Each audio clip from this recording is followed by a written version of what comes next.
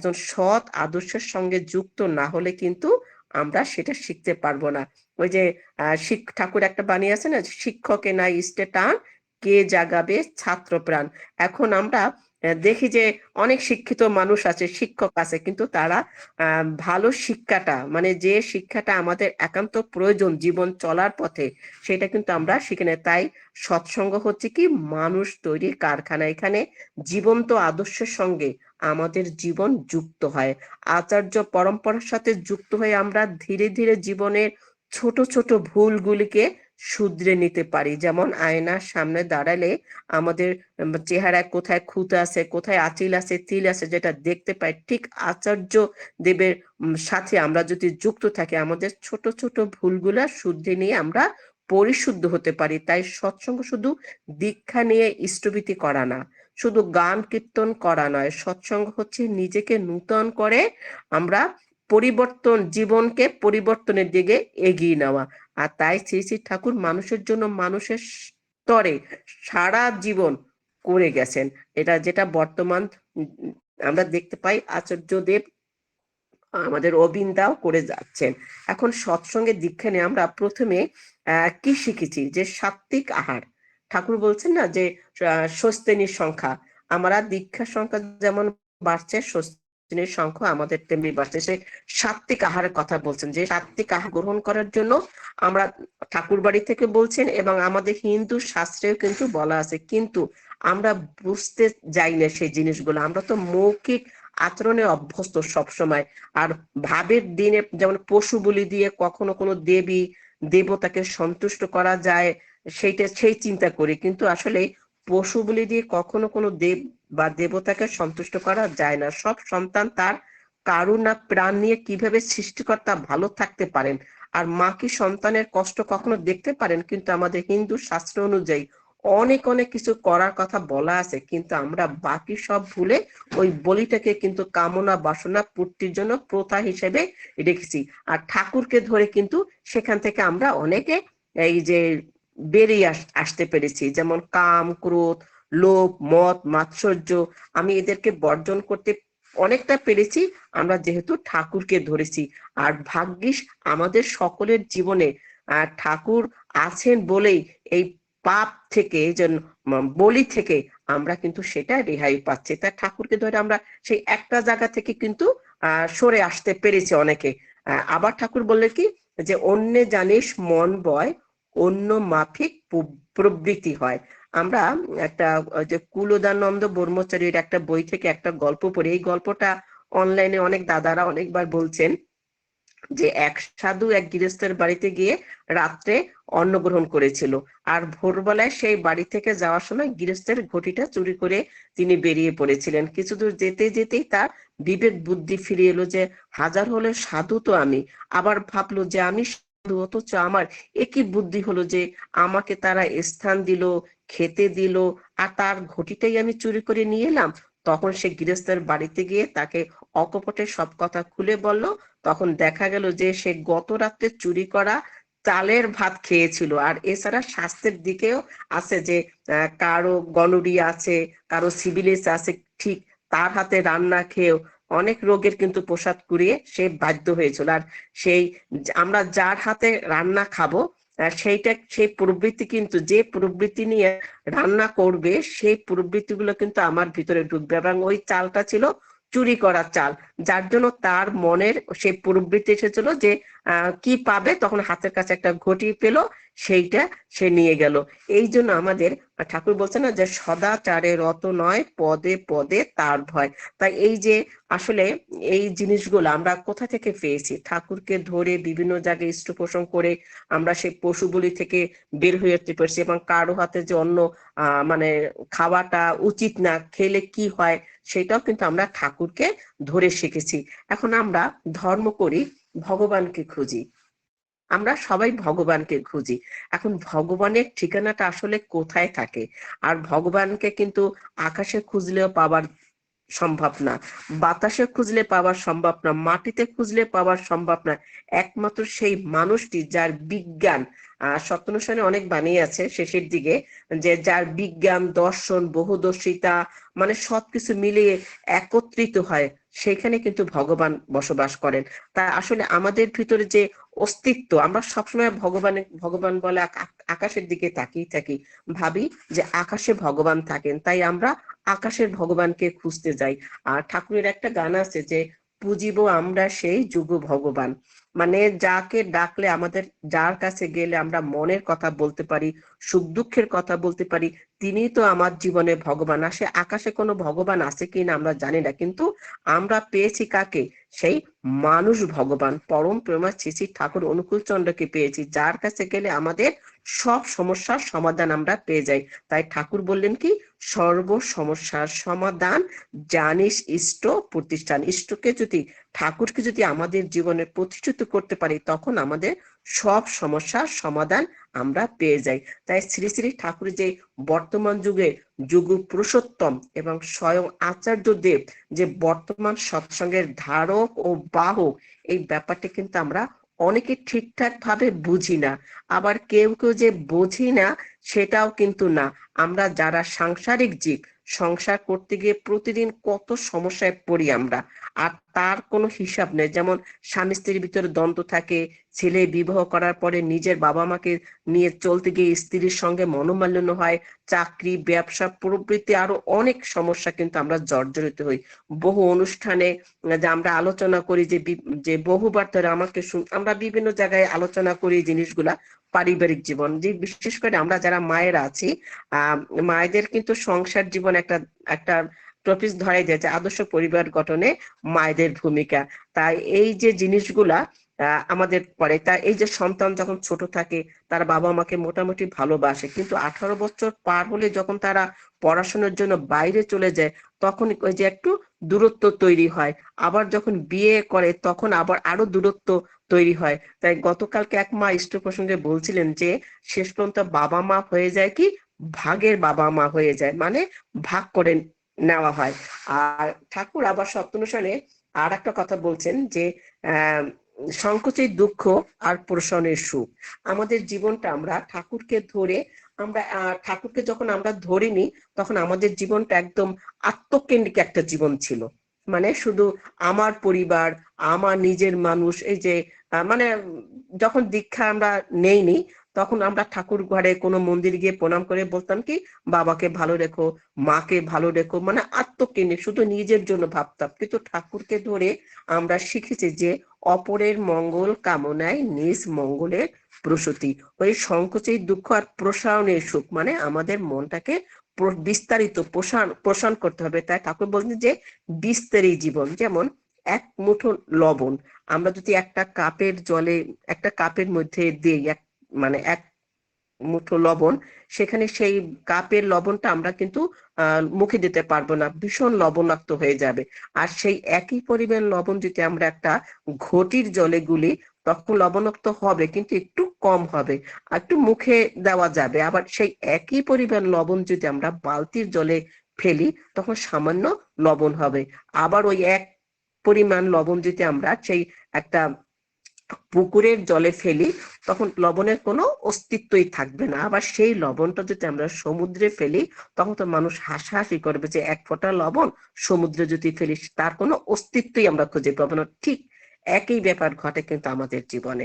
প্রত্যেকটা মানুষের জীবনে কিন্তু সমস্যা আছে, আর সেই সমস্যা আপনার আমার জীবনে কতটা প্রভাবিত করবে, সেটা নির্ভর করে যে আমার জীবনটা সে কাপের মতো করে রাখবো, না ঘটির মতো করে রাখবো, নাকি ড্রাম, না পুকুর, না সমুদ্রের মতো বিশাল। তাই আমরা ঠাকুরকে যারা ধরে আছেন, আমরা যারা আছি, তা আমাদের জীবনটাও কিন্তু সেই সমুদ্রের মতো বিশাল। আর ঠাকুর বলছেন কি, যার জীবন যত বড়, যত বিস্তৃত, তার জীবনের সমস্যাগুলি তত কম এবং হতাশা সৃষ্টি করে কম। আর যার জীবন যত ক্ষুদ্র, যে যত বেশি আত্মকেন্দ্রিক, তার জীবনে যে কোনো ছোটখাটো সমস্যা আসলেই সে দিশেহারা পড়ে, হতাশায় নিমজ্জিত হয়। তাই ঠাকুর কি বলছিলেন সত্যানুসরণে, যে সংকোচে দুঃখ আর প্রসারণে সুখ। তিনি আরো বললেন কি, বিস্তারী জীবন বিস্তারেই প্রেম। আবার দেখি আমরা ভগবান শ্রীকৃষ্ণ, শ্রী রামচন্দ্র, প্রভু যীশু খ্রিস্ট, শ্রী চৈতন্য, আবার শ্রী শ্রী ঠাকুর অনুকূল চন্দ্রের যে মহামানবদের জীবন যদি আমরা পর্যালোচনা করি, তখন দেখবো যে প্রত্যেকটা মানুষের জীবনে, প্রত্যেক মহামানবের জীবনে কিন্তু দুর্দশা, হতাশা মানে তাদের ভিতরে ছিল। যেমন আমরা জানি যে পুরুষোত্তম শ্রী রামচন্দ্র বিনা দোষে কিন্তু রাজমহলের সুখ ছেড়ে তিনি বনবাসে যেতে তাকে বাধ্য হয়েছিল। আর সেখানে গিয়েও কিন্তু সেই রামচন্দ্র শান্তিতে ছিলেন না। সেখানে কিন্তু সেই পরাক্রমী রাবণ এসে মা সীতাকে, রামের স্ত্রীকে হরণ করে নিয়ে গেল। এবং একজন পুরুষের জীবনে এর চেয়ে আর বড় সমস্যা কি হতে পারে, সেটা আমরা ভেবে দেখবো। আর সেখানেও রামের কোনো দোষ ছিল না। এত কষ্ট করেও কিন্তু প্রবল যুদ্ধে জয়ী হয়ে মা সীতাকে তিনি উদ্ধার করে আনলেন। তারপরও কিন্তু তার পতি প্রেম নিয়ে মানুষ বিভিন্ন অপবাদ দিল, সেখানে বনবাসে দেওয়া হলো, এবং শেষ পর্যন্ত মা সীতা পাতালে প্রবেশ করলো। তাই একজন ভগবান, সে রামচন্দ্র, তার জীবনে কিন্তু সমস্যা ছিল। তারপর আমরা দেখি যে কিন্তু এত সমস্যা থাকা সত্ত্বেও কিন্তু তিনি ঈশ্বরকে কখনো সে দোষ দেননি, এবং কপালও চাপড়াননি।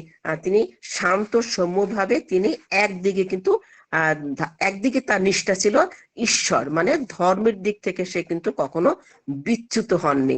মানে যা করলে উপকার হয় সেই কাজগুলাই কিন্তু করেছিলেন। আবার ভগবান শ্রীকৃষ্ণের জীবনে আমরা দেখি যে তিনি কিন্তু স্বয়ং ভগবান ছিলেন, ঈশ্বর ছিলেন, আর এই বিশ্ব ব্রহ্মাণ্ডের অধীশ্বর ছিলেন। অথচ তার জন্মটা হয়েছিল কোথায়? কারাগারে। আর জন্মের পর মায়ের বুক এর দুধও কিন্তু তিনি পান করতে পারেন। সে রাতের অন্ধকারে পালিয়ে আসতে হলো অনেক দূরে সেই পালিতা মায়ের কাছে। আর সেখানে কিন্তু শান্তি ছিল না। কিছুদিন পর পরে সেই মামা কংস তাকে হত্যা করার জন্য চেষ্টা করতো, এবং কুরুক্ষেত্রের যুদ্ধ থামানোর চেষ্টা করলেন কিন্তু পারলেন না। অথচ যুদ্ধ শেষে গান্ধারীর সমস্ত দোষ দিলেন কাকে? সেই ভগবান শ্রীকৃষ্ণের উপর চাপিয়ে দিলেন। এবং যীশু খ্রিস্টের জীবনে আমরা অনেক কাহিনী জানি। শেষ পর্যন্ত অত্যাচার, লাঞ্ছনার ফলে তাকে ক্রুশবিদ্ধ হয়ে কিন্তু তাকে মারা হয়েছিল। এবং ঠাকুর অনুকূল চন্দ্রের শৈশব, বার্ধক্য অব্দি যে পরিমাণ সমস্যা, অভাব, অনটন, অপবাদ, চক্রান্ত সহ্য করতে হয়েছে, সেটা তো কিন্তু আমরা সকলে জানি। এখনো বর্তমান যুগে যখন সৎসঙ্গের জোয়ার বইছে, তখনও কিছু কুচক্রী দলেরাও কিন্তু সৎসঙ্গ সম্পর্কে বিভিন্ন ভাবে অপবাদ দিচ্ছে। সেটা আমরা ফেসবুকের মধ্যে, অনলাইনের মধ্যে দিয়ে আমরা দেখতে পাই। অথচ এই বিশাল বিশাল অকল্পনীয় সমস্যার মধ্যেও প্রত্যেক অবতার মহাপুরুষ ভগবানরা ছিলেন কিন্তু ধর্মে অবিচল। তাই ঠাকুর সত্যনারায়ণ একটা বাণী বলছেন যে ধর্মই মানুষকে বাঁচিয়ে রাখে, ধর্মই মানুষকে বাঁচিয়ে রাখে। তাকেই ধর্মের অবিচল, সত্যের পথে নিরন্তর ছিলেন কিন্তু আমাদের অবতার মহাপুরুষ ভগবান। তাই আমাদের জীবনে যতই সমস্যা আসুক না কেন, ওই ধর্মই মানুষকে বাঁচিয়ে রেখে। এবং আমার জীবনে ঠিক সেরকম একটা ঝড় ঝড় শুধু একবার না, বহুবার এসেছে আমার জীবনে। আর ঠাকুরের ওই বাণীটাই যে ধর্মই মানুষকে বাঁচিয়ে রাখে। যেমন এর আগে আমি বলছিলাম যে আমার স্বামী সোনালী ব্যাংকের এজিএম ছিল। ওনার 2003-এ তার ব্লাড ক্যান্সার ধরা পড়ছে। আমাদের বাংলাদেশের ডাক্তাররা বলছিল, আজকে সাতক্ষীরার দাদা ঠিক ঠাকুরের দয়া কথা বলতে গিয়ে এই কথাইগুলো বলছিল। বাংলাদেশের ডাক্তাররা বলছিল যে মাছ মাংস খাওয়ার জন্য, যেহেতু আমরা স্বাস্থ্যনীয় পরিবার। তখন আমার ঠাকুরের ওই একটাই বাণী যে ধর্মই মানুষকে বাঁচিয়ে রাখে। আবার ওই আর একটা বাণী যে ভাবছো বসে চলবে কি, সে ভাববার তুমি কে, তোমার ভাবনা ভাবছেন তিনি, তুমি ভাবো তাকে। এরকম কয়েকটা বাণী আমাকে তখন শক্তি জুগিয়েছিল। মানে তাই আমাদের জীবনে যখন সমস্যা আসে, তখন যদি আমরা সে পজিটিভ এনার্জি নিয়ে যদি আমরা চলতে পারি, তখন কিন্তু আমরা সেখানে জয়ী। আর নেগেটিভ এনার্জি যদি আমাদের ভিতরে ঢুকে যায়, তখন আমরা সেখান থেকে অনেক স্বস্তানি নিয়েও অনেকের স্বস্তানি কিন্তু ভেঙে ফেলে, মানে এরকম দেখা যায়। তাই আমাদের পজিটিভ এনার্জি থাকতে হবে, আমাদের নেগেটিভ এনার্জি থেকে আমাদেরকে যেন তলাতে না পারে, আমাদের পজিটিভ দিকটা ভাবতে হবে। তাই আমরা যদি আমাদের নিজেদের জীবনে নানা সমস্যার মধ্যে শান্তিতে, আনন্দে, স্বচ্ছন্দে থাকতে চাই, তবে যার যার জীবনকে আরো বিস্তৃত করতে হবে, আরো বিশাল করতে হবে। আর তার সহজতম উপায় হচ্ছে কি, সে বিরাট শিশুর সঙ্গে আমরা যুক্ত রয়েছি। আর যারা যুক্ত হতে পারেনি তারা অল্পতে কাতর হয়ে যায়। ওই ঠাকুর বলছেন না, যার বিশ্বাস যত গভীর সে তত উচ্চ। তাই বিশ্বাসটা, আবার ঠাকুর বলছেন যে বিশ্বাসটা পাকা হয়ে গেলে কোনো বিরুদ্ধ ভাব তাকে টলাতে পারে না। আমরা বহু দেখেছি, বহু ক্যান্সার আক্রান্ত গুরু ভাই বোন মায়েদের দেখেছি। আমাদের জ্বলন্ত উদাহরণ আমাদের তপতী মল্লিক মা। তপতী মল্লিক মা 17 সাল থেকে ক্যান্সারের সাথে যুদ্ধ করে, আপনারা এখনো জানেন যে মা সে চাকরি করছেন, সংসার করছেন এবং বিভিন্ন জায়গায় ঘুরে ঘুরে তিনি ইষ্ট প্রসঙ্গ করছেন। তাই বহু আমরা এরকম দেখেছি যে তারা ক্যান্সারে আক্রান্ত হয়ে অনেক গুরু ভাই বোন মায়েরা স্বাভাবিক হাসি খুশি ভাবে তারা ক্যান্সারের সাথে যুদ্ধ করে তারা বেঁচে আছেন। এটা ওই যে পজিটিভ এনার্জি তারা বহন করছে, এই যে নেগেটিভ এনার্জি তাদেরকে টলাতে পারে না। তাই একবার এক লোক, সংসারী লোক, যে সংসার জীবনের নানা সমস্যার জর্জরিত, সে ঠাকুরের কাছে গিয়ে বললেন যে সে আর কোনো কিছু মানে মানে কোনো দিক থেকে সমস্যার সমাধান তার হচ্ছে না। তখন সেই ঠাকুর একদিন বলেন যে তুমি সবসময় মনে রাখবে যে একটা মন্ত্র জপ করবে। যে কি মন্ত্রটা? যে আমি সুখী মানুষ, মানে আমার কোনো রোগ নেই, ব্যাধি নেই, আমি সবসময় এই মন্ত্রটা করবে যে আমি খুব সুখী, আমি আনন্দিত। আর ঠিক আমি খুব সুখী, আমি আনন্দিত, এই দুটো শব্দ জপতে জপতে তার ভিতরে সত্যি সে সুখী মানুষ। আর ওই যে ঠাকুর বলছেন না যে অভাবে পরিশ্রান্ত মনে ধর্ম বা বর্ম জিজ্ঞাসা করে নতুবা না। তা আমরা যদি আমাদের সমস্যা নিয়ে জর্জরিত যদি সমস্যা নিয়ে ভাবি, আমি সকালবেলাও কিন্তু সুন্দর করে কথা বলতে পারছিলাম না, আমাদের ডিএন সেন দাদা বলছিল যে রিনা আমার সর্দি, কিন্তু আজকে আমি আমার আসলে কয়দিন পর্যন্ত এই যে যাজন আমাদের উৎসব, তো আমাদের কালেকশনে যেতে হয়, 2 বেলায় কালেকশনে যাই, 10টার ভিতরে বের হয়ে যায়, দুপুর 2টায় রান্না বান্না করে যাই, দুপুর 2টায় আসি, আবার প্রার্থনার পরে বের রাত 10টায় আসি। আমার ধ্যান হচ্ছিল না। আজকে সকালবেলা সাতক্ষীরা লিঙ্কে এক দাদা ইষ্ট পোষণ করছিলেন, তখন ওই যে ক্যান্সারের রোগীকে বলছিল যে ধ্যানটা হয়তো ঠিক মতো।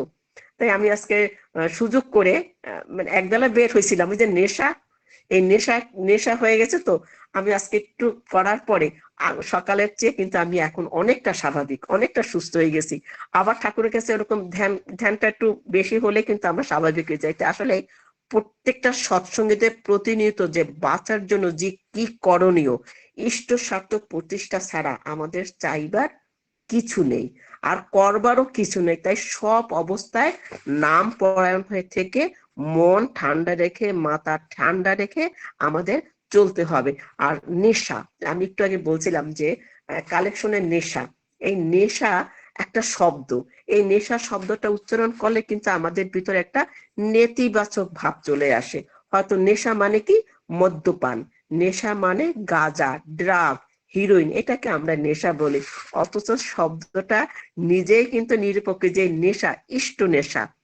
এই সৎসঙ্গে এসে ঠাকুরকে দীক্ষা নিয়ে ইষ্ট নেশা, এই শব্দটা তো আমরা কখনো, আমি শুনিনি কখনো যে ইষ্ট নেশা, নেশাটাও ইষ্ট নেশা হয়। এই যে মাদক দ্রব্য না, মানে এই যে যেমন একজন শিক্ষক তিনি দিন রাত জেগে ছাত্র ছাত্রীদের পড়ান, আর ছাত্র ছাত্রীদের ভবিষ্যৎ গড়ার স্বপ্নে তিনি বিভোর থাকেন। তাই সেই শিক্ষকের কিন্তু সৎ নেশায় তিনি আক্রান্ত, মানে একটা নেশা হয়ে থাকে শিক্ষকের। আবার একজন গবেষক যিনি দিনের পর দিন নিরবিচ্ছিন্ন ভাবে পরিশ্রম করে, মানে সত্যিকারের যে একজন মানে গবেষক কি করে, বিভিন্ন আবিষ্কার করেন, সেটাও কিন্তু তার একটা নেশা। আবার যার মদের নেশা আছে সেটাও কিন্তু একটা নেশা। তাই এই যে আসলে আমার মনে হয় যে এই সবগুলা নেশার ভিতর যদি ইষ্ট নেশা থাকে, সেই ইষ্ট নেশা থাকলে সে অশুভ নেশা থেকে, মদ, ড্রাগ, পর্নোগ্রাফি, অহংকার, ভোগের প্রতি অতিমাত্রা আসক্তি, সেই সব নেশা দূর হয়ে যায়। এই শুভ নেশা যদি ইষ্ট নেশা থাকে, ঈশ্বর চিন্তার নেশা যদি মানুষের মনের ভিতরে ঢুকিয়ে দেওয়া যায়, তখন দেখবেন সেই ওই খারাপ নেশা থেকে সেই বেরিয়ে আসতে পারবে। তাই ঠাকুর কি বললেন? লাখো ধান্দায় মনটি ব্যস্ত, ইষ্ট ধান্দায় বইলি না, তবু চাস বিধির দয়া, মতিচ্ছন্ন বুঝলি না। যেমন স্বামী বিবেকানন্দ ইষ্ট নেশা তাকে সারা ভারত বিশ্বের দরবারে নিয়ে গিয়েছিল। আবার মাদার তেরেসাকে কি করেছিল? মানব সেবায় নেশা, দুস্থদের সেবা করার নেশা, সেই মাদার তেরেসাকে মহামানব করেছিল। আবার রবীন্দ্রনাথের কথা আমরা জানি, রবীন্দ্রনাথ সে সৃষ্টির নেশায় দিন রাত লিখছেন, কি গান লিখেছেন, ছবি এঁকেছেন, যার সুফল কিন্তু আজও আমরা ভোগ করে যাচ্ছি। তাই এ তো গেল বিশিষ্ট মানুষ বা মনীষীদের কথা। আর যারা মানব সেবায় রত, নিরলস শ্রম দিয়ে মানুষের পাশে দাঁড়ান, আর এই যে নেশাটা, তাই আমাদের নেশা কিন্তু বদলালেই আমাদের জীবনটাও কিন্তু বদলে যাবে। তাই আমাদের একটাই চাওয়া, যে আমাদের সকলে নেশা হোক ইষ্ট নেশা। আর এই যে অনলাইনটা কিন্তু আমরা সেটা করছি, যে আমাদের ইষ্ট নেশা আমরা এত পাগল যে আমরা একটু সুযোগ পেলে কিন্তু আমরা লিঙ্কটার সাথে যুক্ত হই। তাই আসলে শর্মিষ্ঠা মা আমাকে বলছিলেন যে আসলে ঠাকুরের দয়া, সকালবেলা আমি সাতক্ষীরা লিঙ্কে এই দয়ার কথা শুনছিলাম। আসলে তার দয়া, ওই যে চিনির বোঝা মাথায় নিয়ে যদি আমরা ঘুরি, চিনি তেতো না মিষ্টি সেটা কিন্তু আমরা বুঝতে পারি না। আবারও সকালবেলা ওইটাই বলছিলাম, যে আয়নার সামনে দাঁড়ালে আমাদের ভিতরে যে দোষ ত্রুটি গুলো আছে আমরা সেটা বুঝতে পারি, এবং সেটা সংশোধন করে আমরা পরিশুদ্ধ হই। তাই ঠাকুরও আমার জীবনে, আচার্যদেব আমার জীবনে, জগজ্জননী বড়মাও আমার জীবনে, বড়দা আমার জীবনে সেরকম একটা আয়নার মতো। তার সামনে দাঁড়ালে আমাদের ভুল ত্রুটিগুলো সংশোধন করে আমরা সঠিক মানুষে উত্তীর্ণ হতে পারি। আর ঠাকুর সেটাই চেয়েছিলেন, ঠাকুর সেটাই চেয়েছিলেন। আবার ঠাকুর বলছে না যে মরো না, মেরো না, পারত মৃত্যুকে অবলুপ্ত করো।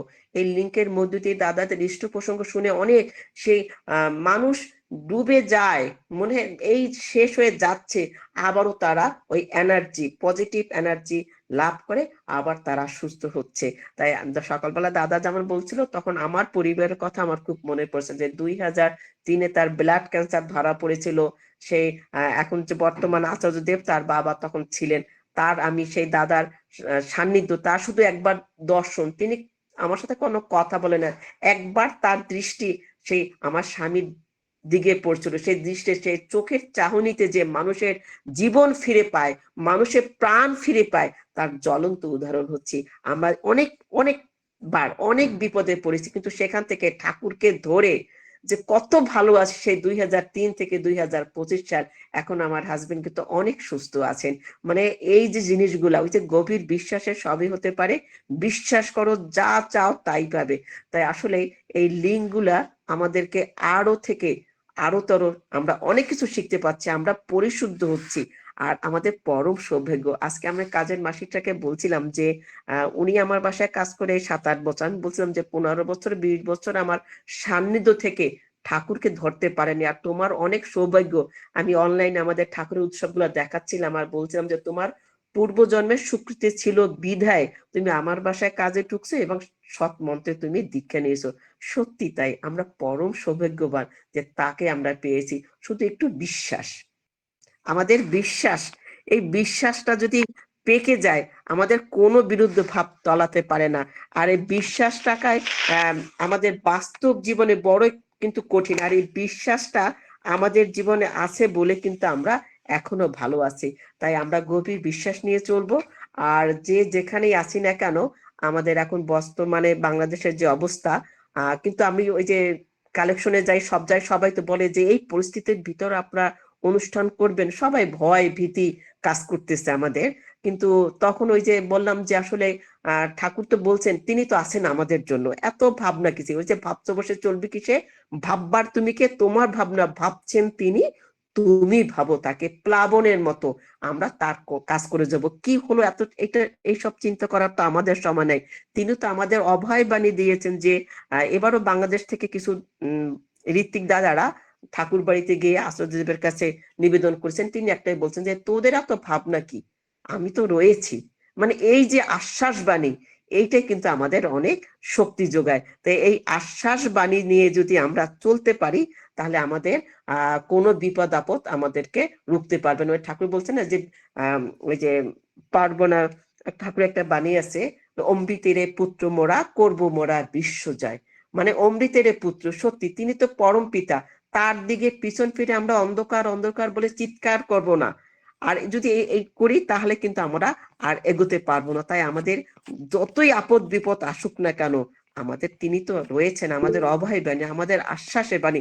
তাই আমরা সত্যি বাংলাদেশের ঠাকুর বলছিলেন না যে আসলে জান আমরা তো বরিশালে বসবাস করি, ঠাকুর বলছেন যে বরিশালের মানুষ হচ্ছে বাঘা বাঙালি। তা আসলে এই যে আপনারা জানেন যে আমাদের একটা হাদিকুর একটা ছেলে মারা গেছে, উনি মারা গেছে বৃহস্পতিবার দিন। শুক্রবার আমরা বরিশাল থেকে গিয়ে কিন্তু আমরা জালকাঠি উৎসব করে আসছি। এই পরিস্থিতির ভিতর থেকে 40-50 জন মানুষ আমরা জালকাঠিতেই উৎসব করে আসছি। এটা কিসের জন্য? ওই যে পরম পিতা আমাদের রয়েছে, এই বিশ্বাসের উপরে কিন্তু আমরা সেখানে গিয়েছি। একবার ওই হাউজিয়ান মান্দার উপরে এক লোকের দায়িত্ব দিয়েছিলেন ঠাকুর। আর লোকটা ছিল কিন্তু অনেক চোর, মানে বড্ড চোর ছিলেন। হাউজিয়ান মান্দা কি করলেন, কিছুদিনের মধ্যে অতিষ্ঠ হয়ে গেছিলেন, ঠাকুরকে বলেন যে আমার পক্ষে আর সম্ভব না, আমি ওকে আর নিয়ে চলতে পারছি না। তখন শ্রী ঠাকুর গম্ভীর হয়ে বললেন যে, ও তার মানে তুমি আমাকেও তাড়িয়ে দিতে পারো। মনে রাখবে, আমি যদি কাউকে বাদ দিয়ে নই, আর সাধু লোকের মধ্যেও তিনি আছেন, বদ লোকের মধ্যেও তিনি আছেন, আবার চোরের মধ্যেও ঠাকুর আছেন। সেই পরমাত্মা সর্বগটে বিদ্যমান। চোরকে সাধু করে তোলার দায়িত্ব কিন্তু আমাদেরই। আবার এই হচ্ছেন আমাদের ঠাকুর। তাই আসলে আহ আমরা মানুষ নিয়ে চলি। ঠাকুর তো বলছেন যে মানুষ আপন টাকা পর, যত পারিস মানুষ ধর। মানুষ যার স্বার্থ হয়, পাওয়া তার ব্যর্থ নয়। সেই মানুষ নিয়ে আমরা চলি।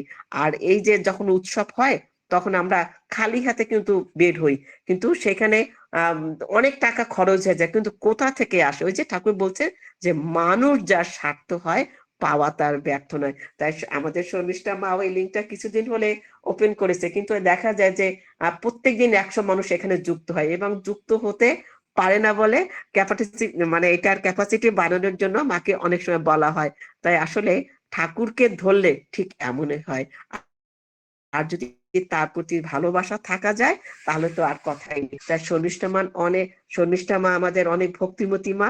আর তার সামনে কথা বলার এই লিঙ্কটা এত বিজ্ঞ ঋত্বিক, কত যে পন্থাদেরই কর্মী রয়েছেন, আমি একদম নগণ্য। আমি কোনো শাস্ত্র পড়ি নাই জীবনে। আমার রামায়ণ মহাভারত গীতা হ্যাঁ বাসায় আছে, আমার তো কিছু পড়ার সৌভাগ্য হয় নাই। আমি শুধু ঠাকুরকে, আমার প্রথম প্রেম হচ্ছে আমার ঠাকুর। আর আমার শেষ প্রেম হবে, ভালোবাসা হবে আমার ঠাকুর। ওই ঠাকুর বলছে না যে একটা চাইতে গিয়ে 10টা চেয়ে বসো না, একই যাতে চরম হয় তাই করো, সকলগুলি পাবে। আমি একদম নগণ্য, আমার কোনো যোগ্যতা নেই, কিন্তু একটা জিনিস আছে, সেটা হচ্ছে সাহস। আমি পারি আর না পারি, আমি বলবো। মানে এই সাহস আমার, আর কোনো কিছু নেই। আমার বড় সার্টিফিকেটও নেই। আমি ঠাকুরকে ভালোবাসি, আমি আর কিচ্ছু জানি না। শুধু একটা কথাই বলতে পারি ঠাকুরের সামনে বসে, ঠাকুর ভালোবাসি তোমাকে, তোমরাই আমার অভিভাবক, তোমরাই আমার সবকিছু। ওই যে তুমি আমার শ্রেষ্ঠ, তুমি আমার শ্রেষ্ঠ, তুমি আমার অনুকূল, তোমার মতো বন্ধু, তোমার মতো সখা আমার পৃথিবীতে আর কেউ নেই।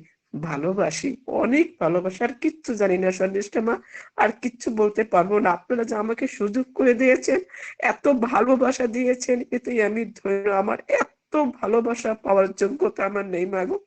জয় গুরু। জয় গুরু মা, জয় গুরু। সত্যি আপনি ভালোবাসার মানুষ। এই যে আমি আগেও শুনেছি যে আপনি নির্ভীক। নির্ভীক মানে কি? যে আপনি কাউকে ভয় পান না। কেন? আপনি সৎ।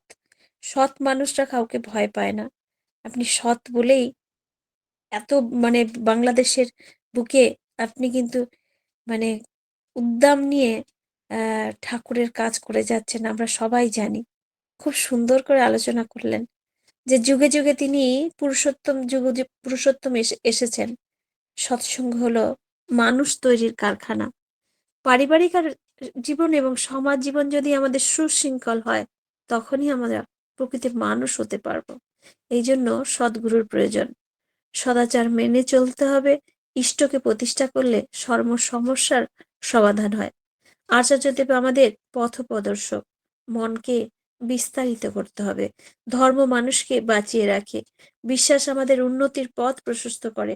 নিজের জীবনের ঘটনা শুনিয়ে আমাদের সমৃদ্ধ করলেন। আর ইষ্টকর্মের মধ্য দিয়ে আমাদের কর্মফল খণ্ডন হয়ে যায়। অপরের মঙ্গল কামনাই নিজ মঙ্গলের প্রসূতি। শ্রী ঠাকুর প্রেমের ঠাকুর ছিলেন। তিনি একটা মানুষের জন্য একটা সাম্রাজ্য ত্যাগ করতে পারতেন। খুব সুন্দর করে আলোচনা আমরা শুনলাম। আমরা অনুপ্রেরণা পেলাম। আপনার এই সাহস, এই নির্ভীক সাহস আমরা সবাই কুর্নিশ জানাই। পরমপিতার কাছে আপনার সার্বিক মঙ্গল প্রার্থনা করি। খুব ভালো থাকুন, সুস্থ থাকুন আর এগিয়ে যান। আমরা সবাই আপনার জন্য প্রার্থনা করব। ভালো থাকুন মা। আবারও শুনবো। আপনি যখন আসেন তখন আমরা প্রত্যেকে সমৃদ্ধ হই। খুব ভালো থাকুন মা। জয় গুরু।